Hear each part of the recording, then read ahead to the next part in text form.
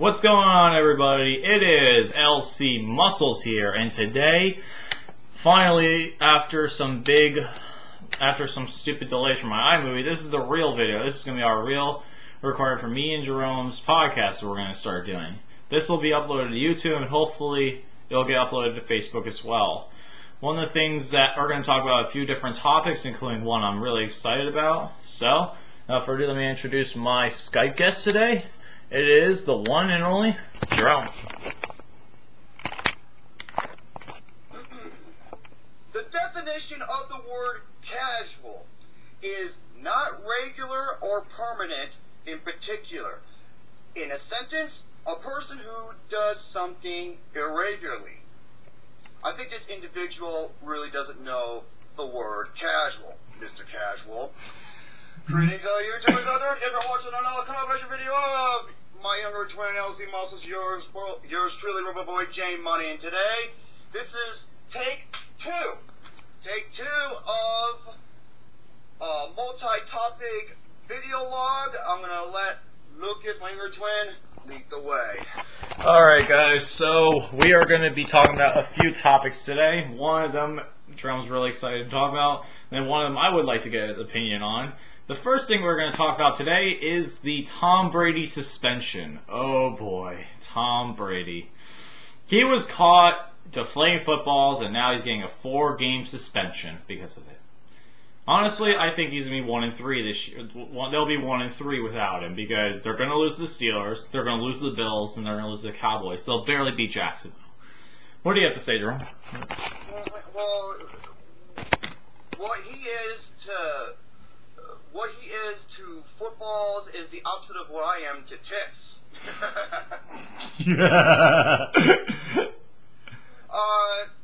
It doesn't surprise me.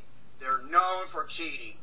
Bill Belichick and his ass, they're always known for sneaking in a way to get the upper edge on everything.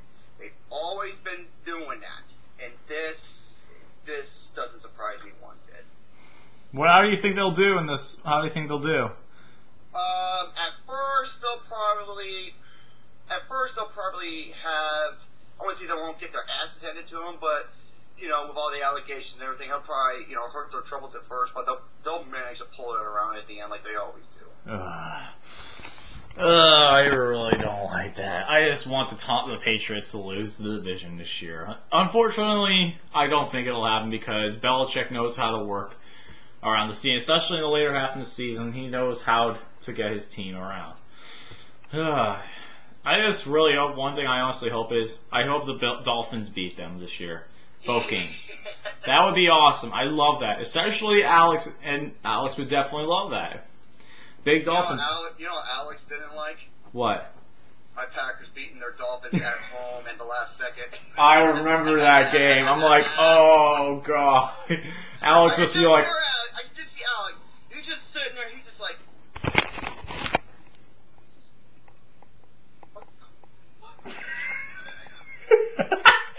Oh god. Oh boy. Alexander the Great, don't worry, buddy. At least we both hate the Vikings. That is true. We do both hate. I hate the Vikings too. Don't worry. Hate that team. Ugh, the Vikings. You know what else team I also hate about the same color scheme? The Ravens. They both have purple. Yeah, but unlike the Ravens, the Vikings have never won a Super Bowl, and they have a massive sperm, like someone just dropped a massive bukkake all over their helmet. God, that is true though. I do give him that. I do give him that. Now let's get into something Jerome's been wanting to talk about for a while, and that is Mad Max. I'm going to let Jerome completely talk about this for a while. Alright, so there you Mad go. Max Fury Road. This is the latest installment by director George Miller. George Miller, of course, known for directing the original Mad Max trilogy, including The Road Warrior, Beyond Thunderdome. And he's also been a part of the Babe movies, and I'm not talking about, Babe Ruth, I'm talking about the pig. The pig. Yeah, and the Happy Feet movies. First Happy one is actually Feet. the second one, not so good. No. So, Mad Max Fury Road, this is a good, I don't know, some people say it's a continuation, some people say it's a reboot. I let you be the judge of that. And this movie is a I guess it is a continuation from what I've been reading. 30 years after the third movie, you know, Tom Hardy is Mad Max, where he's caught in a situation that involves a story involving Charlize Theron's character named Furiosa. She works under the Immortal Joe, who runs this massive, like, huge cult following that rules all of the deserts in Australia, which is set in a post-apocalyptic world. And Furiosa's driving the war rig, the War Boys. That's what they're known as, the War Boys. They're like, like ashy white, satanic, creepy-looking individuals. Oh God, they were pretty creepy. And Charlize Theron, a badass femme fatale, she's driving the war rig, and she decides to take a detour. She wasn't going towards Gastown, and there is a reason behind that. And along the way, all hell breaks loose when Immortal Joe realizes what she's up to and why she decides to deflect or, pursue away. And Tom Hardy's Mad Max is caught in the middle of all of this, and is where he meets Furiosa, and the continuation goes from there. Now, if you go on Rotten Tomatoes has a 98% rating with over 200 plus reviews. This is one of the best reviewed films of the decade. Absolutely. People were just praising this movie like no other. Even before the reviews came out, I've heard early word that this is the movie to beat for the summer blockbuster season. Of course. And of course, George Romero, guy who did, the classic Mad Max, and especially The Road Warrior, which is one of the best sequels. Because it's better than the first one, The Road Warrior. The question is, does this movie live up to the hype? Does this movie live up to the expectations? Fuck yeah, it does. Holy shit. Folks, this movie is so psychotic. It is batshit crazy. It is insane. I want to say the word ludicrous because that means ridiculous. It is just so outrageously crazy, but in all the good reasons. This is one of the best action movies you will see in a very, very long time.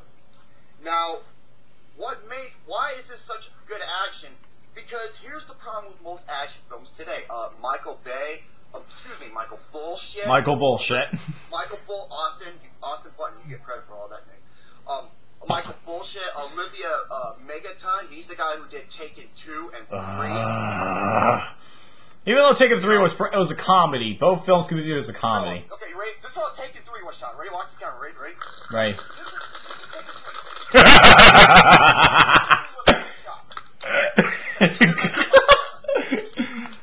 I can't even film it that way. Fucked up like that. Alright? So, yeah, see what I mean? So, yeah, that's Taken 3 for you. With this movie, first of all, I know, right? No, I just gotta say something about Taken 3 once you're done. I'm gonna say something about it. Go ahead, because I know what I'm gonna say, but well, what about Taken 3? Oh God, one scene in Taken 3. I think when I pointed this out to Austin in the movie theaters, he was dying his ass off. There was one scene where they're both. Gonna say, when he headbutts him and he completely misses. The headbutt, he misses him and he falls down. It's like that headbutt was like on the same level as Lardass in that movie. Like holy shit! Like you might as well just give him a hickey on his neck. God damn. Oh yeah, and when Liam Neeson jumped out of the fire, and you could see his shadow in the fire jumping out of the car that was burning. Like that, he survived falling over 2 stories onto a garbage lid, and he survived a car going down an elevator, and it explodes, and it ignites the whole building. Logic out the window. Fuck that movie. Now continue on. Sorry to interrupt you. Continue on. But yeah, with Mad Max Fury Road, 90% of this entire movie is practical. The chase sequences and everything you see like that is real. And also, the God, it does. This is, I mean, yeah, sure there are some, CG, but even when there is CG, it looks fantastic. Like, the first major sequence is arguably the best action scene in that movie, which overtops any action scene you would see in a finale in a AAA movie. It involves Tom Hardy, who's strapped on the front of a car, who's actually a blood donor to one of the war boys named Noops, played by Nicholas Hoult, who is outstanding. Outstanding. He is so good, and he's arguably the overall most intriguing character because he's the most multi-dimensional character. You can understand where he's coming from. And I forgot the guy who plays Immortal Joe. He's the main villain of this movie. He's like a mix between Jeremy Johnson's right on one. Sweet Tooth from Twisted Metal, Smoke with the long hair from Mortal Kombat 9, and Bane all into one. I figured that was a good mix between them. And here's the thing. The actor who plays Immortal Joe, he was Toe Cutter in the original Mad Max. Wow. Damn. Serious. That's insane. And Nathan Jones, remember former wrestler and powerlifter Nathan Jones? He's like 6'10", he's like 340 pounds, he's like that big bald-headed dude. Oh yeah, I remember. He's in this movie. I was like, holy shit, it's fucking Mega Man, Nathan Jones. If you know who Nathan Jones is, you understand the term Mega Man. Yeah, Charlize Theron, she ranks up there with, Emily Blunt from Edge of Tomorrow, or even some of the classics like Sigourney Weaver and Aliens, or, yeah, write that fucking word now, because I said that word, weird. Jerry, young assassin, he busts my balls whenever I say the word, aliens, yeah, that fucking word. And then, Linda Hamilton in Terminator 2, you can add, Charlize Theron as Furiosa in this movie. Of course. And what about Emily Blunt from Edge of Tomorrow? I mentioned Emily Blunt in Edge of Tomorrow. Yeah, Michael Bay, take fucking notes, because this is how you make a femme fatale a badass and useful in a movie. Of course. Alright? And the chase sequence, now some people say this movie is non-stop action. No, it's not. There are breaks in between. So, get your fucking head out of the gutter on that shit, because that's not true. Another thing I've been hearing is that Tom Hardy, this is not Tom Hardy's movie. I will say this. Tom Hardy is he's in throughout the entire movie.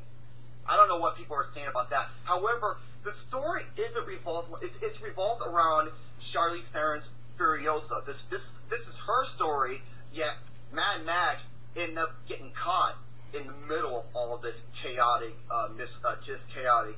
misfortune, so to speak. And like I said, the first action set piece of this movie, with him, he's strapped onto the front of the hood, being a blood donor to Nicholas Holt's Noops. That was pretty crazy. This is arguably the best action sequence of the decade. Wow. It is insane. I can definitely agree with that. I couldn't believe it. I mean, just like from the makeup department to the realistic cars, because everything is practical. Leading up to when they're driving into this insane like hurricane, lightning, tornado. Oh god, the dust storm. It was like this massive dust storm with tornadoes and lightning and like hurricanes and shit. That was the only CG. Dude, this is unbelievable. It is. Oh my god. And Tom Hardy in the movie, great as Mad Max. I love him as Mad Max. I want to see him more as Mad Max. And here's the thing with him, he doesn't say much in the movie, but in this movie, he doesn't really need to. But when he speaks, it holds meaning to something.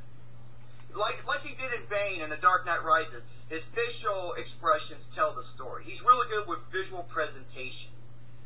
And also, yes, the movie is chaotic. It is insane. I mean, there's a sequence where, and you've probably heard this many times before, where there is a guy on top of this massive truck with a 10-foot subwoofer behind him, behind that playing drums and guys playing the drums and shit, and he's playing this massive electrical guitar that shoots flames. It has a flamethrower on it. How do you not get motivated from that? And it plays the musical score for this. Oh, the musical score for this movie is fucking awesome. I gotta download it. Oh, especially during the chase sequences, it is insane. And, you know, a lot of people say there's not enough, I want to say storytelling, but character development. Yeah, there is. There is, Everything has a reason in this movie. You're probably thinking, what's with the guitar guy? Simple. Because they're the War Boys. They're fucking crazy. They are. They're this huge cult following that Immortal Joel rules. And also, this movie almost qualifies as a sci-fi film. Because, yeah, I mean, it shows what the human shows the human condition in a futuristic, perspective. Well, it doesn't necessarily be post-apocalyptic, but it shows, you know, the status of the human condition in the future, and that's kind of like what it did. But the movie itself, it qualifies as its own genre. George Miller is 70 years old. A 70-year-old man who made something like that, this is the type of guy you want to fucking beer at a bar. Hell yeah. This is my very first 5 out of 5. Woo! Is there anything wrong with this movie? Honestly, no. No, I can agree. There's nothing wrong with this movie. This is, you know, like Chris Duckman, Richard Roper gave it an A+. And, you know, it's like, this is a movie where it will get stuck in your head once you're done with it. And this is the type of film, I believe, it's better in multiple viewings. And let me explain. When you watch this film for the first time, you are introduced into this chaotic, you know, wasteland, post-apocalyptic world. When you see it a second time, you know what type of world you're going to expect. Thus, it'll help you blend into the environment more easily. I think that's a fair way to say it. Fair way to say it. Excuse me. The only 2 films I can think of that can top this is either Spectre, the new James Bond movie, or J.J. Abrams' Star Wars Episode 7, The Force Awakens. Yeah. That's the only 2 films I can think that can top this. I think so, man. It's gonna be an interesting. With a $150 million budget, I mean, this is one of the most creative, unique, original, and I have to say, badass movies I have seen in a long time. What this movie is, the action chase sequences, is what the Raid 2 was for fight choreography. This was so amazing, and in its own way. So absolutely, you gotta see this shit. You gotta see this shit in the theater to get the full experience. If it's an IMAX, more power to you. But I couldn't find it in IMAX because Avengers 2 was still playing where I'm located. So, hell yes. One of the best action movies you will ever see. Take it away. Alright. Well, I did want to say a couple of things about Mad Max Fury Road. One of the things that people have been saying, including Austin, that Nicholas Holt's character's love interest in the movie was unnecessary, and the Veronica subplot was completely unnecessary. Like, okay, first of all, I'm not going to give away spoilers here, okay? However, the reason why that subplot is in there is because halfway through the movie, something happens. Something happens, and it puts everyone in total shock. And Nicholas Holt's character, Newt, he feels like he's totally responsible. Thus, it changes his perspective. It turns the table on him, and one of the individuals she kind of falls for him because of him for how bad he felt like he did something horribly wrong, and that wasn't his prime objective. And that's where he turns a new leaf, and that's where the love interest takes effect. And it holds merit because it has a perfect logical reason. So there you go. Absolutely, I agree 100%. Something happened to screen, but that's okay. I'm back in. One of the things that I completely agree. It shows that Nicholas Holt's character isn't completely insane. That's what the whole point of that subplot is. It's not like he's a deranged psychopath. Like if many people thought, oh, he's completely crazy throughout the entire movie. Like I said, he's the most multi-dimensional character. You see where he's coming from his point of view. Of course. You can understand him. And that's why his character is so intriguing. This is my favorite film of the year right now. It is just easily. Before that, my favorite film of the year was Cinderella. After seeing this, I don't know anything can top this other than Spectre and Star Wars: The Force Awakens. Another film I'm really looking forward to is The Revenant, which is the new NRE2 movie with Leonardo DiCaprio, and Tom Hardy's gonna be in it. You know what's funny? Tom Hardy, like the first third of this movie, he was wearing a mask. He was wearing a mask. Yeah. Oh my god, it makes me want to go buy a Bane mask. Shit, It does. I want to be Bane, you know? Yeah, I know you could be Bane because you have to look for it. And no, brother. There's like one of us in the wreckage. oh, Mad Max right now is my favorite film of the year. 5 out of 5, without a doubt. No faults in it. It's probably one of my favorite films right now of the decade. Definitely my top 5 of the decade. It's one of the best action movies I've seen since, well, other than The Raid 2. The only two films I can match in terms of the action is either The Raid 2 or Skyfall. That's about it. I can agree there. I'm just excited to see what happens to this movie. I know it's gonna. Right now, it should be making its budget. Let me just go to Wikipedia right now and just check out. Here's what George Miller said. He said that if the movie is successful and it does well, they had more story to tell, and they plan on doing 2 more movies. I did hear about the title for one of them is Mad Max: The Wasteland. Could be the next one, which I heard about. Yes. That would be awesome. People, go see it, man. Don't make this like Chris Stuckman said. Don't make this year's Edge tomorrow. For God's sakes, please don't. Right now, it has right around 115.8 million right now, but is that worldwide? That's worldwide. It will be up to. It will make its budget back next week. I think it's going to make around 30 million domestically and probably around 90 million worldwide. Here's the thing about budget is that when you're making a movie, I think the film has to make at least twice its budget in order for everything to even out in terms of the film itself and all the other budget reasons. That is true. 300 million? I think it could do it. I hope it does. I hope it does too. I think it will. Yeah, you got fucking movies like Transformers 4. Fuck. Million worldwide. Embarrassing. It's the casual movie fans, quote unquote. Yeah. Casual moviegoers. Jesus Christmas. Oh God. Oh God. Oh man. It's definitely interesting to say the least. With Mad Max, it's definitely a film that should make a lot of money. Alright, there's one other thing I wanted to talk about before the main topic that just got introduced today, and I wanted your opinion of it.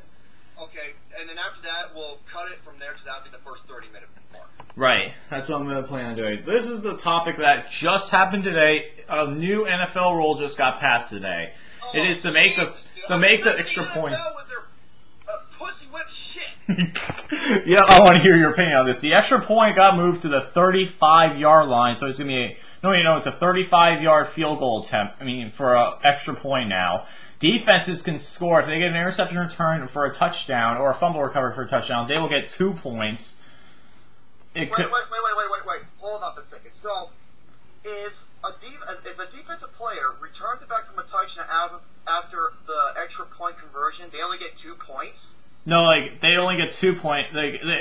Originally it didn't count. In the past couple, I think it was 2013. I think it was a extra point attempt. It did not count as a touchdown. It wasn't accounted for anything. It was just the extra point was no good and they wouldn't attempt it again. Now they make it so it's 2 points. They get 2 points if that happens. That was the new rule, and then they also moved the field goal back so it's a 35-yard field goal attempt. That's for an extra point. Interesting because a 20-yard field goal. If any football or soccer player, especially, the way they kick, anybody can make a 20-yard field goal, especially if a soccer player. 35, I can see why, but then again, it's like, why don't you just leave? If it isn't broke, don't fix it. That is true. I do agree with that because I like the rule, but they want to make it so the extra points, they want to make the extra point more interesting. They want to give more fans to look at after the touchdown so it can help decide more games. And it will take place this year. And what about the 2-point conversion? The 2-point conversion, it will still be at the same exact place, though. It'll still be on the 1-yard line, and they will go for 2. They have the option now to either kick an extra point for a 35-yard field goal, or, which is a 35-yard field goal attempt technically, or a 2-point conversion at the 1-yard line. That is the new rules that they just applied today. Okay. I like it, honestly. It's interesting, but I'm just sick and tired of them changing everything. I know, they do change a lot of shit. It's ridiculous. Ugh. We'll see what happens, though. I mean, now, if you're a defensive back, like, you know, with the passing interference bullshit, right now, I wouldn't be surprised if they pass a law where you can't even rip a nasty fart right by you. Oh, my God, that's ridiculous. I wouldn't be surprised if they do. Oh, my God. Alright, so guys, that is going to be the end of the first part, and when we come back, it will be the start of our main topic, top 5 favorite, least favorite, and favorite exercises. We'll be right back in just a moment.